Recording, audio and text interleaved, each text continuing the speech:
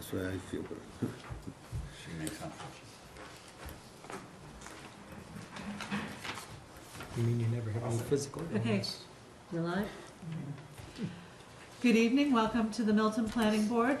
Today is February 9th. This is our 13th meeting of the fiscal year. We are both being taped and broadcast live. My name is Emily Ennis, I'm the chair, and I'll ask the other members to introduce themselves. Alex Whiteside. Bernie Lynch, member. Ed Duffy, member. Peter Jackson? Bill Clark, Planning Director. Jean Peterson, clerk. We have quite an agenda ahead of us today. First item is our next scheduled meeting is February 23rd, starting at 6:30 p.m. Bernie, I hadn't had a chance to ask you, I have a conflict for March 8th, so we're hoping we can do it March 1st.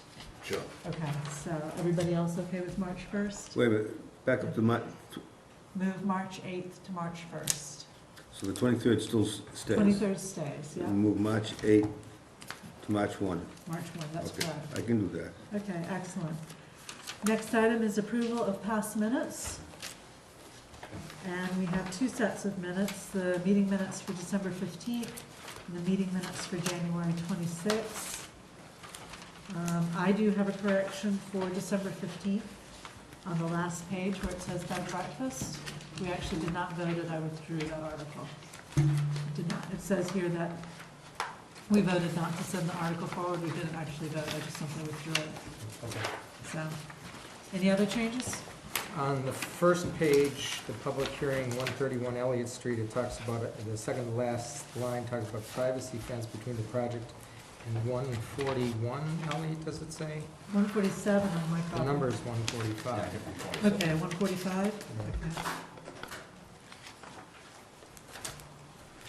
Anything else?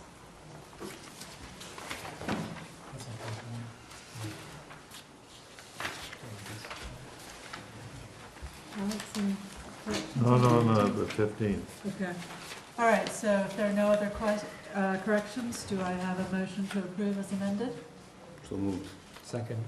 All in favor? Aye. Okay. And the minutes of January 26th. They don't have. Should be right, yeah, it's that one right there. The There you go. small I got your different type. Different, if it's a different typeface, Yeah, it's okay, yeah. confusing. Yep. Any changes on this? On page 2, Yes. or the second page, fourth paragraph where it says Peter Mullen spoke about perceived inadequacies in the study. At the beginning of the next one, I'd say, for example, Okay. just because he It did, reads better, yes. he mentioned more things than Right. just one. So, Agreed. for example, before the words "no indication." Okay. Any other changes? I have one, Madam Chair. Yes. Bottom paragraph says, Board Member Duffy seconded, Seconded probably Bob. should, the revised motion. It should be the revised motion, Okay. okay? Yep. Anything else? I'm just checking, I think on the paragraph that Alex cited, I think Peter Mullen spells his name with an I, M-U-L-L-I-N, and I was looking to see if I had anything Who knows? that showed it. I actually have an email. Oh, no, I don't print out that email from him. Yeah, the third page is spelled correctly. I think it's I-N. All right, so make that change. I am. Peter, yes, there it is. I think that's right. Isn't there another reference to him somewhere? Yeah, third Page 3, yeah, it's Oh, and the next, spelled I-N on page 3. in the fifth paragraph on page two, there's an E-N, should be Okay. an I-N. All right, excellent, good catch. Anything else? If not, I'll accept the motion to approve as amended. So moved. Got a second? Second. Oh, that's right, you can. Second? Second. All in favor? Aye. Yeah, I'll one abstain. extension, yes. Jean, welcome to the Milton Planning Board. That's right, you missed your first meeting last time. All right, we have you did the minutes citizen speak, never mind. We have a public hearing, before we open up to citizen speak, we have a public hearing for the articles for the annual town meeting at 6:45. We have a public hearing, the continued public hearing for 131 Elliott Street. If you're going to speak on 131 Elliott Street, I would ask that you hold your comments till that public hearing so that we can have them on the record of the public hearing.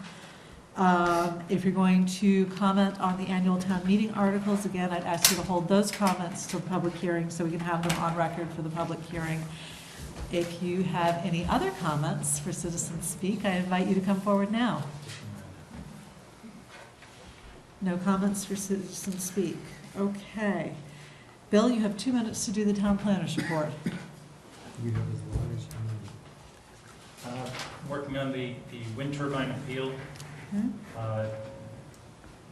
getting the stuff up to the webpage, dealing with the FEMA map issues and the town's multi-hazard draft plan. It seems I've been very busy this week. Most of it having to do with the wind turbine, which goes to DEP for an adjudicated hearing February 16th. So Okay. Okay, anything else? no. Any questions for Bill on planning items? Yes, Bernie? 17 Canton Ave, I saw some activity there in the last couple of days. There's, I think it was the gas company, C-SPAN, whatever the name is. I think they were probably disconnecting the gas, so they're probably going to start moving that building. Yep. When they take it down, they'll take the whole thing down in pieces and they'll put the shell back up after they've rebuilt the foundation. They have to disconnect the gas, the water, electrical first, and then they can get in and start digging. I see they have a construction fence around too. That's it. You know, they've been working with the building inspector, hot and heavy to get the project started. Is that the historical commission overseeing it too? Yes. All right, 6:45, so I'll open the public hearing on the 3 articles that we have for town meeting. The first is the floodplain district regulations, which is amending section 10 of the general bylaws, section 4C. The second one is also amending section 10 by adding a subsection N to section 6. And then the final one is on the master plan. So why don't we take the floodplain district regulations first? And you should have received in your package, or in the handouts that Bill was busy giving us before the meeting, there are 2 documents related to this. One is the redlined version of the article, and the other starts here as a brief answer from the FEMA website. And Bill, do you want to explain what this is? And great. I gave to you before what I had gotten back from the state. The state took another look at what I wrote after I redlined and took what we had, took the new stuff, put them together, and they came back and they sent that new red line that you have right there. In other words, I forgot 2 panels of the plans, the maps. So they added those in. There's a few other changes, like the inland wetlands restriction is now elsewhere in 310 CMR, so it's not in here. What this is all about. National Flood Insurance Program was created in 1968 to help cut the costs of taxpayers for federal disaster relief for flooding. In order for residents of a community to be eligible to receive flood insurance, the community must agree to abide by the National Flood Insurance Program's minimum requirements for floodplain management. These requirements include the adoption of a floodplain zoning ordinance or bylaw by the community interested in participating. When a community enters into the regular phase of National Flood Insurance participation, FEMA will contact the community officials to inform them of the minimum standards and that there must be an adopted municipal ordinance or bylaw.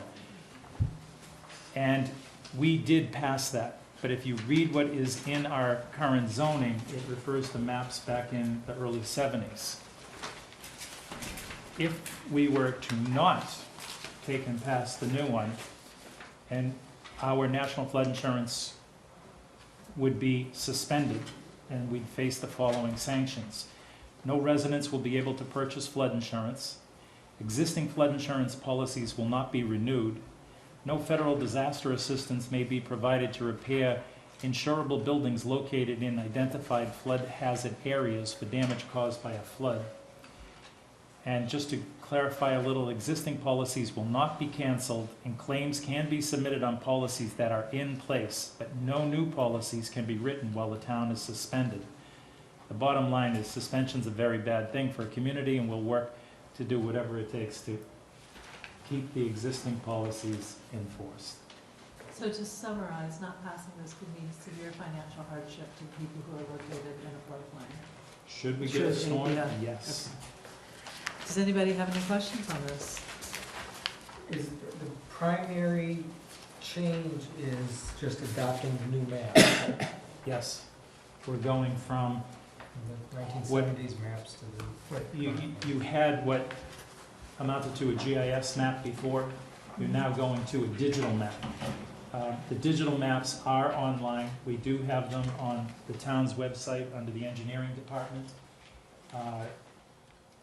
You can actually pinpoint right down to your house to see if you're in the, if you're in floodplain, and if you are, which zone you're in. I've actually done that. It was fairly easy to do. So, Who develops that floodplain?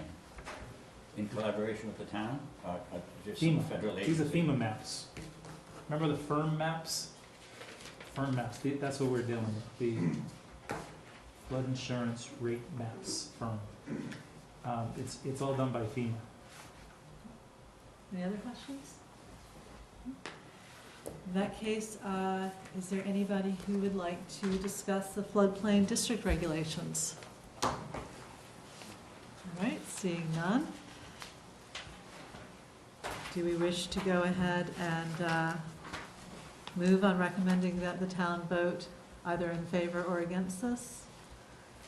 I move we vote yes, Madam Chair. Recommend that the town vote yes. The red line version language. The red line version language as presented to us on February 9th, That's the one. 2012. That's the one. I thought that's what you were saying. Do I have a second? I don't think I got a copy of that, but Bill passed it out just prior I to. did, I Here, you looked. can have a look at mine. Okay. I'll second. Okay, that gives us a chance to at least open it up for discussion. Thank you. So the motion, I think the motion should be that we recommend, that we endorse this plan or recommend the plan. That town meeting votes That the town- yes. That the on- town meeting vote yes. yes. Correct. To update the wording. Right. Vote yes on the warrant article, right? Thanks. Yes. Yeah. It's like, Right. not in the warrant. Are you going to have the, oh, never mind, you've got the full language here, so To it's amend this. section 10. We're voting yes on number 1 on our agenda. This is the amendment that would follow that. That's what I was looking at. That was good of you, yes. Okay, any other questions, discussion? Seeing none, all those in favor? Yes. That is unanimous. Can I ask you to take these out of order and do 3 before 2? Sure. Are you expecting anybody to come in on 2? I should have That's asked. why I'm, Fine. All right, so 3 is the article on requesting an appropriation for the master plan. To see what sum of money the town will vote to appropriate to update the town's master plan under Mass General Laws, Chapter 41, Section 81D for the 12-month period beginning July 1st, 2012, to determine how said appropriation shall be raised, whether by transfer from available funds or otherwise, to allow the Board of Selectmen to accept grants or gifts for the purposes of the article and to act on anything related thereto. And as the last time I spoke at our last meeting, if you remember, I gave you some information on towns who had master plans and the dates, which you had requested from me. And that I would be in contact with these towns to see if I could firm down some cost information, because obviously it'd be helpful for us to know what sort of appropriation we'd request, and for the warrant committee to know what sort of appropriation. So I have actually contacted the planners in many of these towns, most of them wrote back, and some of them had also worked in other towns and were able to give me the information on those. So I have information from Brookline, Cohasset, Newton, Wellesley, Westwood, Foxborough, Bridgewater, Winchester, Belmont, Framingham, Shutesbury, South Hadley, and North Attleboro. And I'll give you the specifics in a minute, but the average of all of those communities was about $125,000. In addition to asking them the cost of their master plan, I asked them how long and whether or not they had used a master plan committee. It ranged from everything from Newton, who have multiple planners on staff. I saw something like 3 or 4 or 5 on the website around that. They did everything in-house, but it took them 5 years. With that many staff. Shutesbury's looking at doing theirs for $35,000. They're a population of about 1,800 people, so substantially smaller than we are. Brookline was the highest of those who had a consultant, and Framingham not far behind. They were both in the the Brookline was about $300,000, took them 3 to 4 years. Framingham about $260,000. They've been spending several years on it. Most of the others were in the $100,000 to $150,000 range. Westwood was $30,000, but they had done a $10,000 survey before that. Some of them used both appropriations from town meetings and grants. And they've given, a couple of the planners gave me leads on grants that we could look into applying for. So that's the financial information that I have for you. Separately, on the Mass Planners listserv, which Bill has access to, somebody had asked a question as to why do a master plan? And Bill was kind enough to forward on some of the answers. It was Northfield has had a number of people asking why to do a master plan, and various planners from other towns responded on the details of why they felt it would be a good idea, and noted some caveats as well. And so that's the information I have for you. And I'm happy to email you the spreadsheet if you want it. So it's not a pretty spreadsheet, but it does have all the information in it. Look good from here. Thank you very much. So the only question, I guess, is 2 questions. One is, how much do you wish to recommend to, or request of the warrant committee to appropriate? And the second question is, do you wish to recommend that town meeting vote yes on this article which we forwarded to them?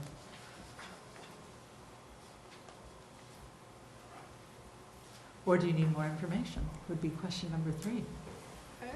I don't think I have the information to identify how much something should cost. I mean, we really kind of need a scope of work and some idea of what we have in mind. You know, a lot of master plans start with a year's worth of a visioning process, and then they move on to more detailed, and not having it even discussed amongst ourselves, an outline of, you know, what we would hope the master plan to do and what kind of process, and whether we'd want to establish citizens committee to work with us, and what kind of time frame we have in mind. I think it's difficult to try to hazard a guess as to what the correct amount of funding would be. Okay.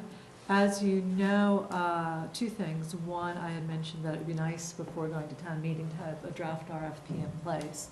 And so my next step was to start gathering the RFPs and bring a draft version in for us to review. The warrant committee is having their all-day meeting on Saturday, and will be taking their first crack at a balanced budget on Saturday. So it would be helpful for them to have an amount to at least think about. We could always revise it up until roughly mid-March, as far as that goes. So 2 things for you to consider. $5, I think we might need more than $300,000. Well, as I said, the average of all of these was, the average of all of these was $125,000. I had originally been thinking of $100,000, having seen that as a reasonable number. We could consider whether we wanted to do it in phases, and some of these did. There was one community that did theirs in phases of $25,000, 2 phases of $25,000 each. That was, and then, yeah, here we go, that took them 3 years. Who was that? Oh, that was Wellesley. They had done the survey at $10,000 and then 2 phases of $25,000 each. I'm proud to say that our survey only cost $300, so we're a little bit ahead on Wellesley. Ed, you had a question? I'd just like to say that our planner, Bill Clark, does a wonderful job. However, I've said this before, he has an awful lot to do every day and every week and so forth and so on. And if we do go for this all at once, it's going to be an impact on Bill's day, no question about it. So I'm just wondering whether we might want to wait a year. The reason being, Bill Richards has come on board. And as if you heard him speak at the time, you know, he even describes how many doors are in the town of Milton that he has under his control. I think that a year from now, Bill Ritchie and maybe Bill Clark will be in a better position to go and tackle this in a manner that will be more better than at the moment, because Bill Ritchie is still feeling his way along. I think he'll have a much better grasp of things, with all the buildings, all the schools, the parks and so forth. I think we'll have a better scope of stuff a year from now. Bill Ritchie's position, of course, as the director of the Consolidated Facilities Department, is a very important position. I believe they're already working on their own study, or will soon be working on their own study. But that's only a small part of a master plan. The land use is something that would be done through the town planning department, and obviously this funding would be for a consultant to assist. Bill Ritchie's part in that would be minimal, if anything, since it's land use rather than facilities. If we did it in phases, I think it'd be much easier on Bill rather than doing the whole thing at one bite.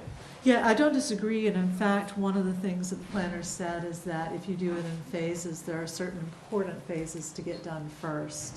One of those being the visioning phase. Implementation of the plan is a key idea that should definitely be covered. This particular person said that you don't necessarily need to cover, in his opinion, you don't necessarily need to cover all of the elements of 81D. So what I could do between now and our next meeting is I could go back to the planners that have done this in phases and ask them what phases they did first and what phases they did second, if you find that that would be useful information. We talked to Bill too, and Bill Ritchie too. Of course, yes. Can we ask the MAPC for maybe some free consulting work just to get us started? I mean, Mass Area Planning MAPC, Council. yes. MAPC is actually next on my list to email, because not only can we ask for that, but they also do give grants sometimes for this. And And Bill has all kinds of tie-ins with them. I Oh, believe did. he's familiar with the organization, yes, Yep. so. Used to work with them. Okay, so why don't I contact MAPC and see what their grant ideas or possibilities are, and check into phasing. Any other questions you'd like me to look into between now and the next meeting? I think Ben's idea was good. When MAPC came here 10 years or so ago, Mhm. it was very helpful. Yep, Do it all They day have long. visionary. Absolutely, happy to do Jim that. has Great experience. Good people too. Yeah. Anything else? Because if not, we can move on to the next one. All right, so Did we'll we leave. hear from the public? If Oh, there's no, you anybody- know what? Thank you, Pete, I completely forgot. Does anybody wish to speak on the article in front of the annual town meeting on the master plan?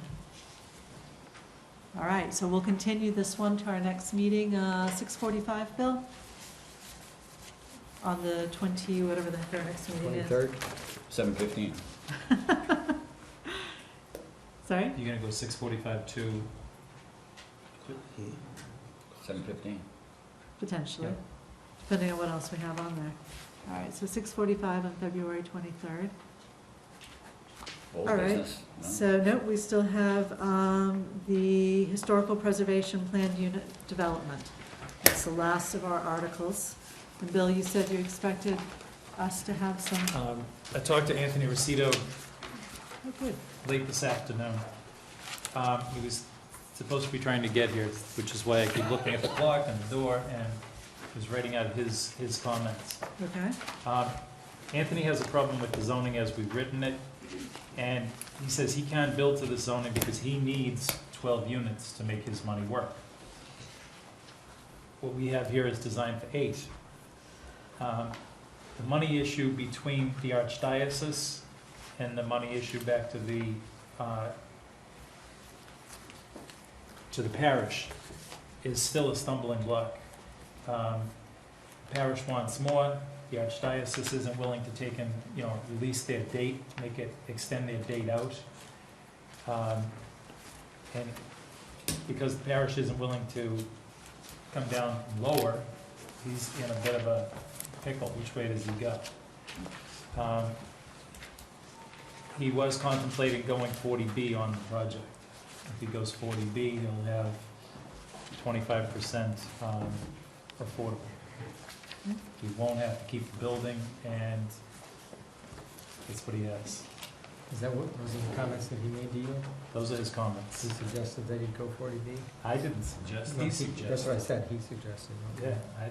Yeah, I mean, it seems to me that we drafted this after, several times a meeting with him and with the parish and talking amongst ourselves. We gave him ample opportunity to come to our meetings and respond to this draft, and he elected not to come and talk to us about it. It seems to me that we framed some good zoning that, that could result in a positive development for that site. And if we feel this is, the outline of what we feel would fit on that site, I think we should go forward with it. Okay, any other comments from members? Alex? Ed? Ready? No. Seems a shame to go forward with it without him actually being here. Did he give you a time by which he was going to arrive? I don't Can we see put him. this off till later on in No, the I evening? told him 6:45. You told him 6:45? Okay. We could, Continue it till later on this evening. Or we because could it's see if- posted Or for we See can- if there's any public comment. we could see if there's any public comment. We could also continue it to the next meeting if we needed to.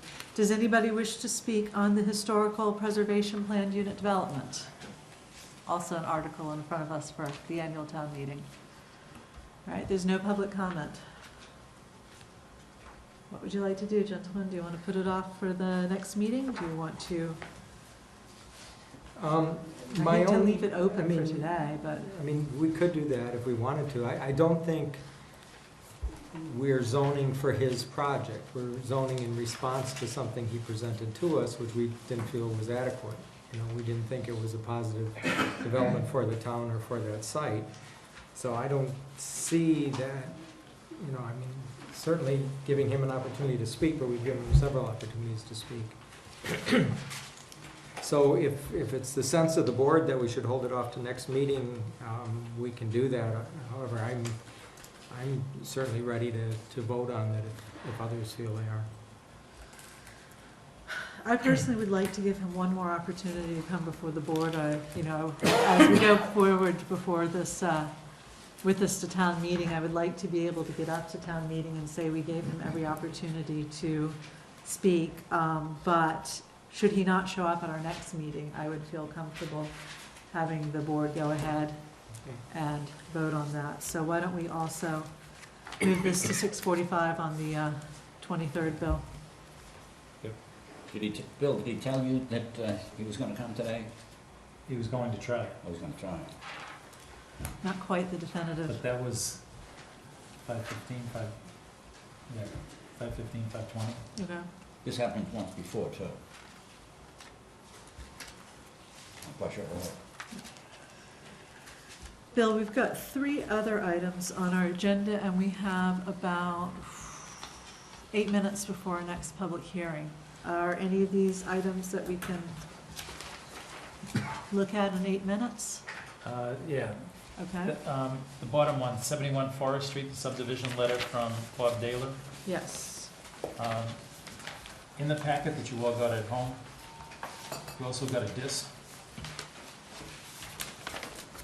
There was a This one. disc in there, yeah. Yep. That was that Christmas one. No, it's not for this project, but Street design. for each one of these, the Walcott one, the Forest Street, everything's talking about roads. If you go through that disc, it's talking about road design, and there's some good things in there that you may want to use. It's the same discussion that this board had with 683, 685 Brush Hill Road, talking about widening pavement, talking about chicanes in the road, talking about giving waivers for different purposes. There's a lot of that same discussion on that disc. That disc is also a presentation at the Citizen Planner Training Conference coming in March. So it's fairly useful if you go through it, and go through quick. What's the source of the information? Is it from? It's the Mass APA and the Mass Home Builders Association. 71 Forest Street. The issues out there are, as Mr. Dalis stated in his letter, in 1999, when this board approved the plan, there was, planning board in 1999, not this board, supposedly the beginning of the driveway could stay as it was. The changes were to take place 193 feet up, something along that line. I gave you copies of the 1999 plan. Now, the 1999 plan is not signed. It's not from the registry because they never filed one. Page 4 with, right, they never filed this plan with the registry. They were supposed to file all 4 pages. They filed 1 page. But who authored this plan? There's no professional I engineers. didn't want to give you the big sheet. Okay. I'm trying to give you the bottom piece. When members of this board happened to go out to this site, we had a discussion about the driveway width. The width of the walls. CRC, it's one rate that you pay per month, and it's a 1-year lease, but 30 days notice, and you can leave. So I'm assuming there'd be kitchen facilities, cafeteria. half, Yeah. approximately half the building is common space. Okay. So if this is I think it's about a 70,000 square foot building, 35,000 of it would be common space, library, pub, dining room, a commercial kitchen. The individual apartments are pretty good size for the industry. Kitchenette, stovetop, microwave, and a sink. No dishwasher and no stove. So What's the difference between congregate housing and assisted living housing? typically congregate housing has a continuum of care. Well, they'll have independent living, which is a younger, healthier crowd, assisted living, and then Alzheimer's, and then skilled nursing. So this is just one segment of that. I believe there's a fairly new development in town that's independent living, and this would be the next stage, if you will, as far as frailty. And this is really for people that can't live at home safely anymore. We provide 3 meals a day. We provide 45 minutes to an hour of personal care a day. Still living fairly independently. They have their own apartments. It's not a nursing home. It looks like I would live in one of the apartments. It's something I think Milton needs, and that's really why we're here. I don't think we have an assisted living. I don't think Fuller Village, do they have a? Winter Valley is a Winter Valley small, has some. Winter Valley. just a few. Fuller and Uncle do not. So what is your timeline? What are you looking, I mean, I know you want to aim for an October special town meeting, but more specifically, what are you looking to do? We'd like to be in the ground tomorrow. I'm afraid we can't no, quite no, no. do that. No, we're really just looking to, I think from this point forward, move as quickly as we can. Obviously, there's a lot of things that need to be accomplished, so. Right, okay. Can you just spend a couple minutes on the site plan you've got? Sure. I know it's not designed yet or anything, but Right. I guess as a general comment, while he's taking that down, I think Milton does need this kind of facility, and the location on Randolph Avenue like that is probably a good location. The major concern that I would have is the impact on the residential neighbors. Sure. And I think that'll be something that we're, very concerned about. This is putting a new kind of use in a residentially zoned Absolutely. neighborhood, so we're gonna have to hear a lot from the public and see, and you're gonna have to be really responsive to those neighbors. And that's something that we deal with every every time we try and do this, and, you know, we always have, and we'll do it after this, we'll have a neighborhood meeting, address concerns. Like you said, this is not a single-family home, it's a fairly substantial building, and I think we've been receptive in the past, and I think once the building is up and running, the neighbors in the past have even come up to us and said, you know, this worked out really well, and I'm glad, you know, once it's there, we make very little noise, the residents certainly don't. Yeah. So it's a fairly innocuous use, it's just, people don't like change, just like, you know, the development that was going on prior to us. It's, you need to have the neighbors on your side if you're gonna be successful, and I Yeah. think we recognize that. I know it's not a design stage, but can you show us the limits of the lot? Sure, the property limits, so first of all, this is Randolph Ave on the left-hand side of the plan, running north-south.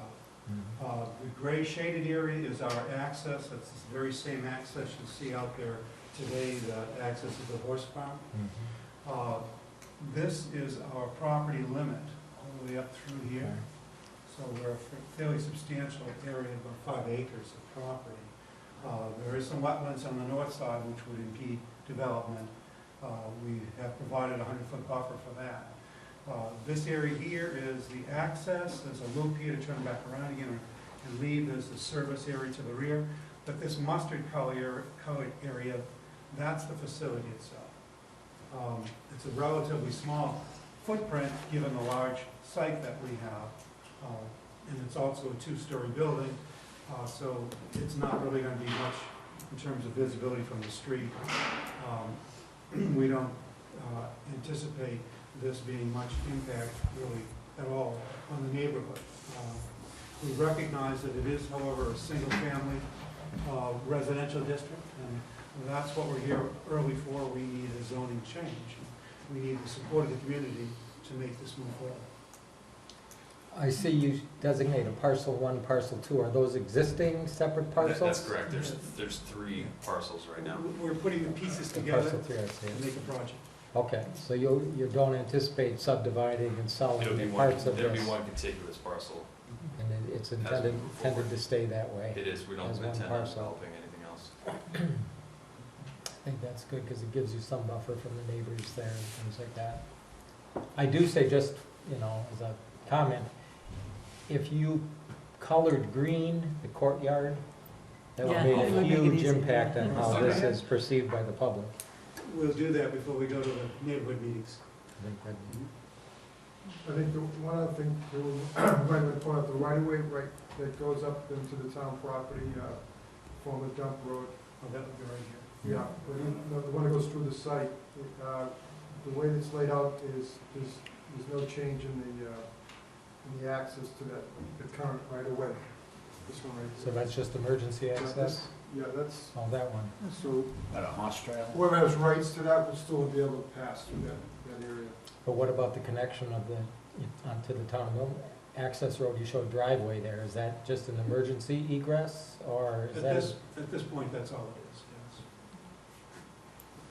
That one, the one where the person has the easement going through, you'll probably want to identify who that is, because it will no doubt It's come right up. on the, it's So the we've Mill had- property, yeah. Yeah, we've Okay. had conversations. Okay, good. He All knows, right. he's aware of that. We've had questions about easements before, Yeah. so it's always good in our experience to get them Yeah. settled early. Okay. Just one question, this looks like he might be a relative of yours. No, he's not. Just, You've got the same features. no. Just coincidence. Any other questions? I have Alex, please. a comment.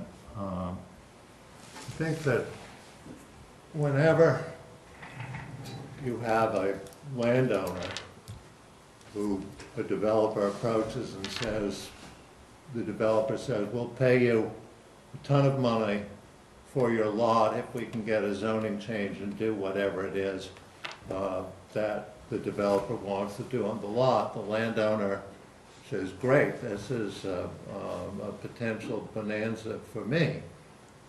This is a commercial enterprise that we would be zoning, and we would be providing a huge amount of, or a significant amount of money to the landowner for a rezoned site.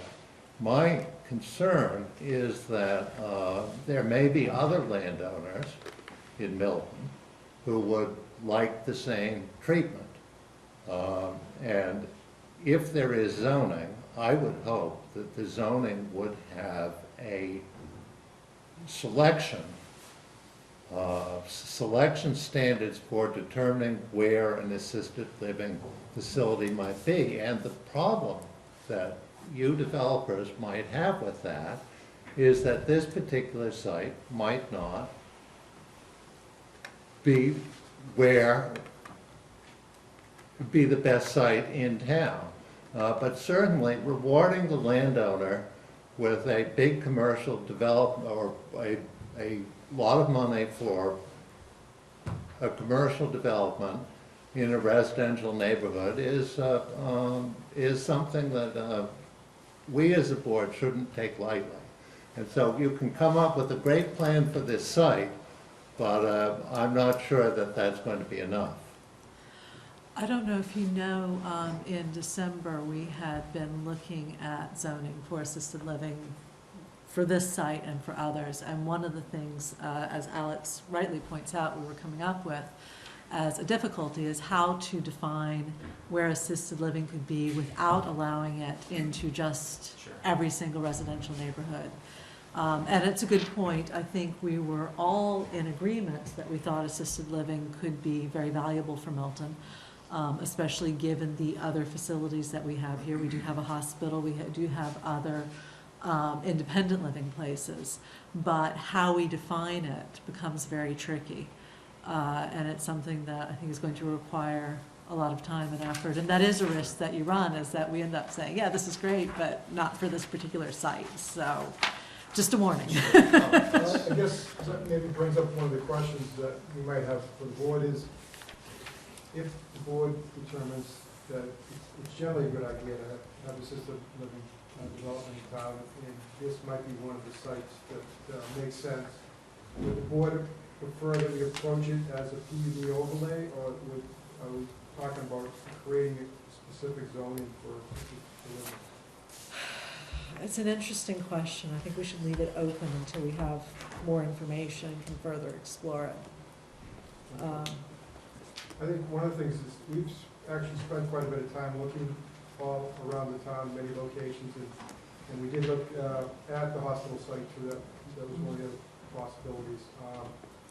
And there isn't a lot of sites in town that have sufficient acreage that meets the criteria of being near a major thoroughfare, and so it's pretty limited, the sites that could be used. The hospital obviously is another location that has a potential for a site there. I think the first step might be to write up for us the criteria that you use so that we can start with the basis of how we would look at defining the zoning, and then we can take it from there essentially as to what other questions we have, where else we may need to look, what other sites would fall under those definitions and where those sites are located within town. And then you can give that set of criteria to Bill and we can research it. So, yes, you have a question. I do, I actually have a question on the site plan. Okay. I know that the right-of-way going up there from Randolph Ave is 33 feet wide, and I see you have green on both sides. One, how big is that roadway? Two, you have people who live on those houses on the southern part of Randolph Ave that have access to that road, and you've got people on the northern side who have access to that. And you've got a house right on the north corner that doesn't have room to park cars, but they do right now. You've got that as green space. How wide do you anticipate that road's gonna be? Talking about this spot right here? No, that's the garage for the house next door. I'm talking about the big Oh, house on the corner. just sold? The one that, it's sold and it's for sale again. But their parking is up against the house. They've got another spot on the other side of the house. But you've got green space on both sides, and there's no green out there now. This is a standard 24-foot way, the two 12-foot travel lanes coming and going from the property. We placed a green belt here because that's a shoulder area for us. It's not an area that we need for access. That doesn't mean it can't be paved. You can't get 2 cars, never mind 2 trucks, Just, going by that road. Just want to point out, this doesn't change the right-of-way situation, but we control that front lot as well. I'm not sure that's On the indicated. southern side of the entrance. On the southern This side. one, yeah. Yeah. There is a driveway accessing off the back here to go to these other homes. This one, Right, we don't do a good job. But this- necessarily. 3 other houses have access to that driveway. Right. Yeah, that won't change. Well, that's details that'll have to be worked out. I think the larger question is the one that Alex, raised about, how do we determine whether this is a good place and, Sure. do we take a residential zone and turn it into a commercial enterprise? Those are big issues that'll have to be discussed as part of this I entire. would also say, I know that you had said that you would start meeting with the neighbors. I think starting to get their views Sure. earlier rather than later in your process Absolutely. would be a great idea. So, Ed? How about getting plot plans, the whole assessors plan for that area, Paul, Sure, for all the members, okay. and the names of the owners, ownerships that are significant around it. Put them right on it. Sure. Don't put them on, just the plan without the ownership. I'll put the ownership on. You gonna buy Any them other all up? questions or No, I comments? wanna know who's who, that's all. I don't wanna. Yeah, we actually have that plan already, we should have brought it tonight, but, Assessors plan, yes, with all the butters and all the names. okay, then one without it too, without the names, Sure. keep it clean, thanks, Paul. Anything else for tonight? Okay, so it's not a public hearing, so we will obviously continue it to next time, but have a chat with Bill as to the next time you want to come in. Yes, Ed? Could I just say this, Paul, and to the members? The town meeting has not since 1938, town meeting has not converted one piece of residential land to business land. So you want to make this a residential zone? This is our use has always been considered residential, we pay the residential tax rate, it's, It may not, I know because of the scale of the project, I think that's what leads people to think it's a commercial development, but it is residential. I think if you had information about, that in other communities, that it is considered a It's always residential treated zone. residential. If that's the case, and if that's kind of the standard in the state or That's- whatever, I that's- think That's from the that, state, that's, that would be something Okay. to know. And if you have zoning, I don't know if you had to have the zoning changed for any of these others, but if you do Yeah. have that, that's always Some helpful sample to. zoning and stuff. like that. Yeah, we always like to at least know what Sure. our neighbor towns are doing, So, so. there's actually Board of Appeals, and it was a special permit. special. Special permit, okay. can I also ask, Yeah. Madam Chair, is this the same property that was discussed with Mrs. Sheffield just a few Yes, it months ago? was, Yeah. yeah, Thank you. good point. All right, in that case, just let Bill know when you're ready to come back in, and we'll look Great. forward to seeing you again. Thanks for having us, I appreciate it, it's Yeah. helpful to us. Well, we appreciate you coming in so early in the discussion. Great, thank you. Final item on our agenda, 86 Walcott, you want to discuss that? Sure. Okay. And Bill, just to clarify, we are not in a public hearing on this, correct? Correct. Okay.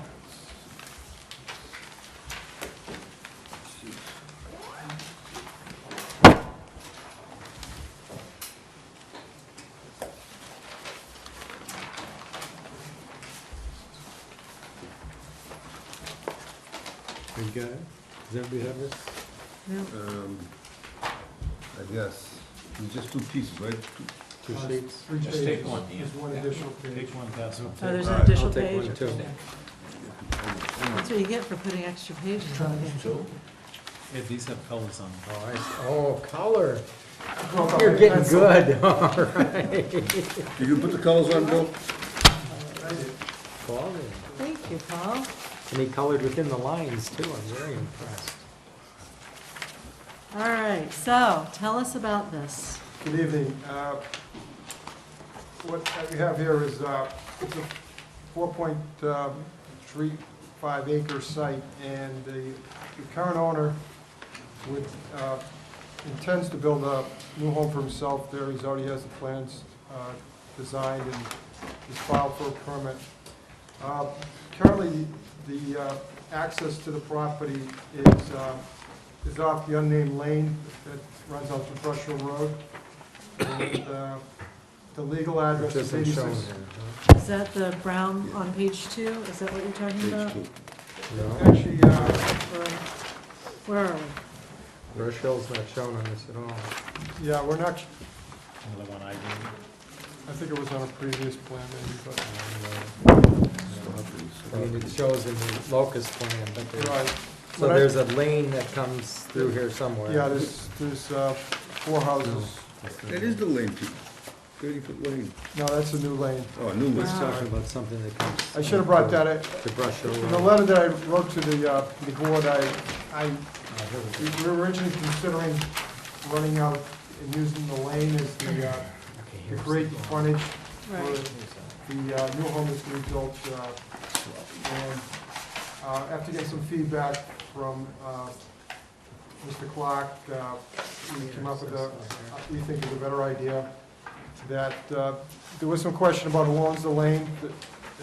To our knowledge, nobody owns the unnamed lane. It's just jointly used by its current occupants and residents that front on it. But we, rather than getting into reconstructing the lane or determining who owns it, we went back and looked at it and thought it might make more sense to create a lane off of Walcott to create frontage. And we could bring the utilities down that lane for the houses, and that would create frontage for both lots, 150 feet of frontage. And they would both use the address, that lane's address, as their legal address.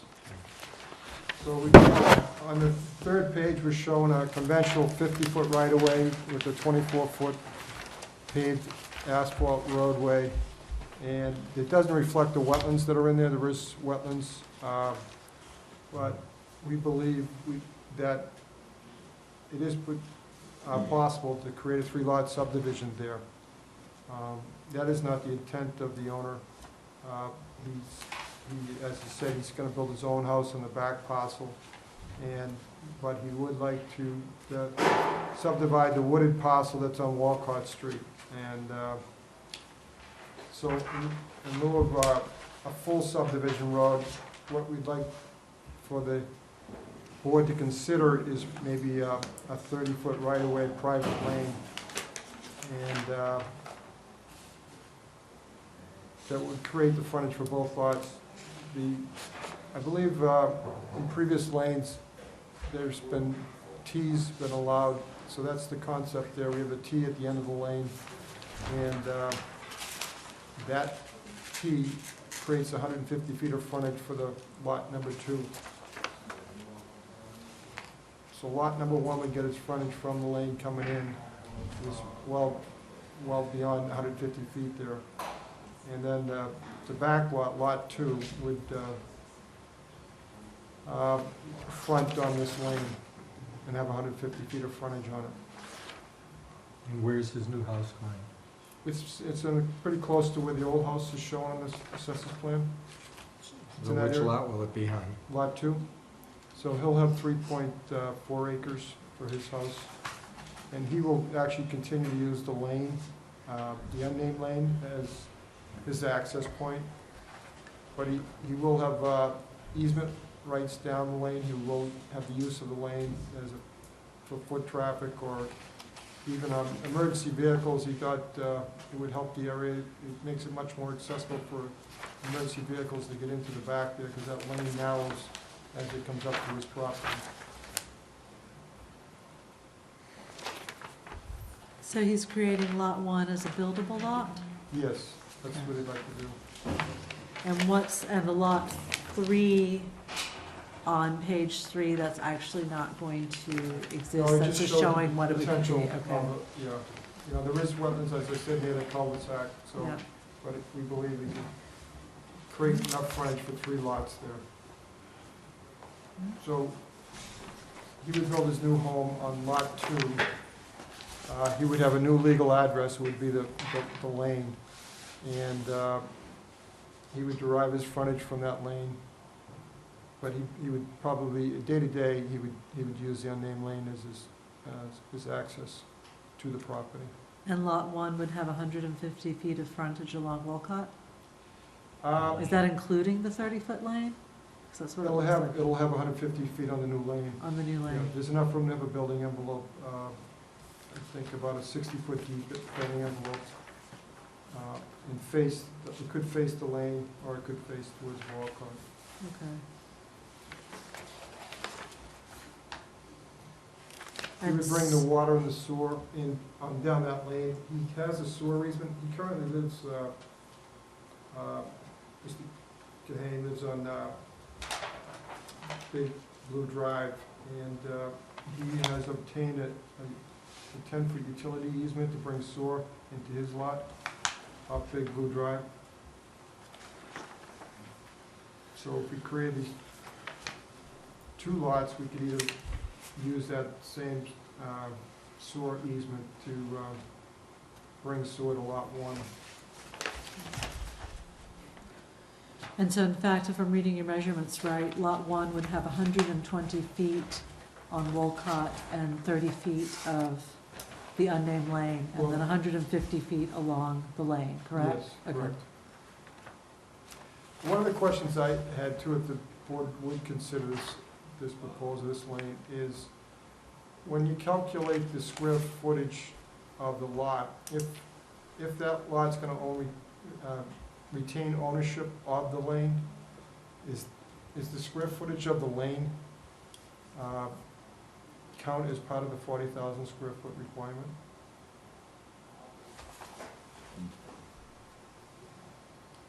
Are you required to have 40,000 square feet outside of the square footage of the lane?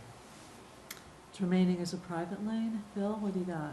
I see that I have a hand. wrinkle to the whole thing, Oh, give us a wrinkle. of course. In February of 1979, the then owner of this property went to the zoning board of appeals.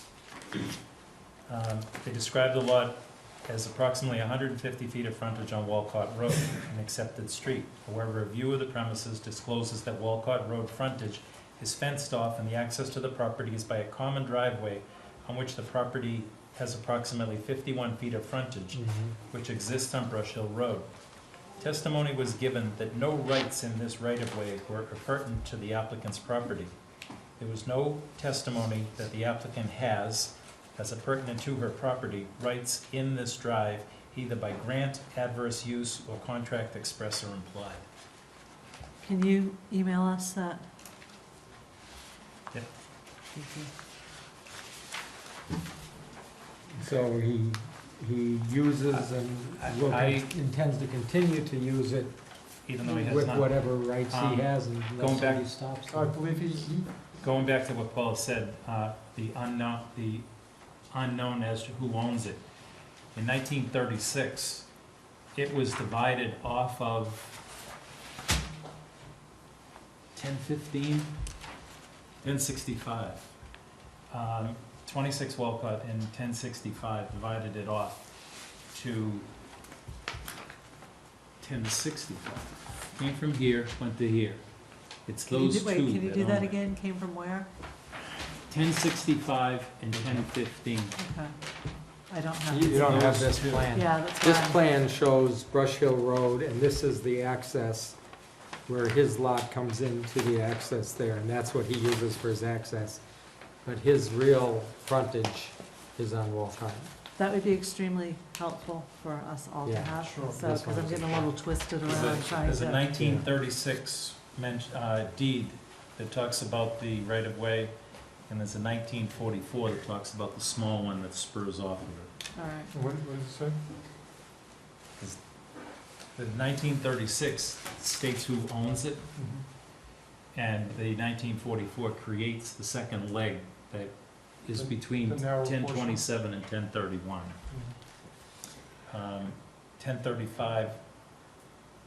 1035 was an address that was given at the request of Dr. Todd, who originally subdivided the land. And its address all along is 86 Walcott. it just had a tag put on it that it was 1035. We don't have anything in engineering, we don't have anything in the town clerk that says it is 1035. Okay. Everything referring to that site is 86 Walcott. When you go to search at the registry, there is mention of 1035, but it's a description of the property. At the same time, it says 86 Walcott. All right, so I think for the next time we discuss this, we all need a copy of that, so we can get our heads around where this is. We need any of the legal information that you just mentioned, Bill, so we can get an idea of the history of this lot. Any other questions that we need answered for our next discussion of this? Alex, I have no anything? questions. Any over here? All right, so, oh yes, well, Pete. Paul asked the question about whether the land area in the lane was part of the lot or not, was counted as part of the lot. I could tell you what my instincts are, but I don't actually know the answer. So I think, Bill, if you could find that out, that would be helpful. Whether or not I think it will depend on, in many ways, on how the lot is defined, who has easements over it, so forth and so on. But, you know, is it just essentially a driveway over somebody's property and, you know, my driveway is considered part of the lot? But if it's considered a road that somebody's allowed to have frontage on, then that may be another matter. So if we could get an actual. If you're creating a driveway, if you're calling a lane a driveway, where is your frontage? Exactly. So I think we need to get clarification, but my guess is, my instinct would be to say, no, it's not part of the lot. The lot has to have 40,000 feet. Because otherwise it's a drive, yes, If he needs exactly. the frontage for the subdivision, Then it's you gotta be can't count frontage it. on a Yeah. lane. Sure. That would be my instinct. It would be nice to have that clarified Yeah, legally. I mean, the lot will make 40,000 anyway, but I was It's gotta be in curious. the regulations somewhere. So, Yeah. all right, anything else on this? So, okay, if not, Paul, just coordinate with Bill when you're gonna come back in, because it's not a hearing. Thank you. So they, on both of yours, avoid March 1st if you can. We'll be discussing 131 Elliott that particular day. Anything else from any, oh, let me give you these before I forget. Anything else from any members of the board? Take one down. Take one, pass it down, yeah. There should be one for you, one for Pete, and one for Bill. Anything else? If not, I'm happy to accept a motion to adjourn. We want to Anyone? stay here. I'll move adjourned, Madam Chair. Do I have a second? Second. All those in favor? Thank you, gentlemen, very much. See you at our next meeting. Yep.